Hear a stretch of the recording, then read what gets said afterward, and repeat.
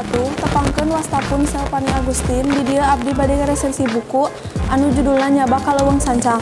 Pangarang Aan Merdeka Permana, pamedal Maplus tahun medal citakan kahiji September 2018, kanal buku 60 kaca.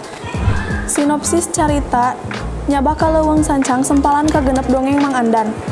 Rebun-rebun Ius jeung Oman ting kulisik harudang, ari kahayang nama masih kene tinggal rojot, tapi pantesna eraeun ku beurang, kaayaan teh caang da puguh sakuriling papanggungan teh blung-blung eueuh pipinding.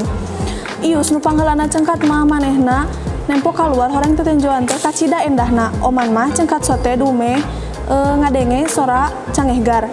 Tah tidinya sapoe jeput barudak dibawa ngambah sawatara patempatan. Sapeting deui rek milu mondok di pos jaga kusabab isukan tugas piket Mang Andan jeung Mang Kodi rengse. Perkawis kepercayaan masyarakat kana mistik di Leuweung Sancang teh amang cik Ius. Nya cenah aya percaya yen basa Prabu Siliwangi diudag-udag ku Kian Santang cunukna teh ka Sancang dihanapeun ka Ikaboa sisi walungan Cibaluk. Prabu Siliwangi kasusul deui ku Kian Santang duanana adu hareupeun.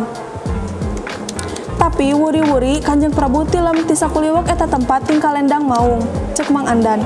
Jadi saknya nama tidinya ayana kapercayaan majar Kanjeng Prabu robah wujud jadi maung wallahu alam omongna deui. Memang aya percaya urang dieu yen maung anu ngulampereng di Sancang teh mangrupa maung kajajaden. Kaonjoyan dina carita ieu nyaeta caritana pikaresepeun kahengkeranana sanajan aya gamaran tapi langkung sae gamarna dipasihan warna. Harapana mugia kapayuna seueur carita ti Garut dijantenkeun buku.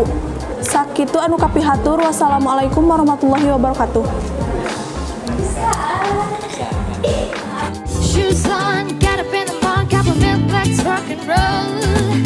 King Kong, kick the drum, rolling on like a rolling stone. Sing song when I'm walking home, jump up to the top and roll. Ding dong got me on my phone, I see and I get my ping pong.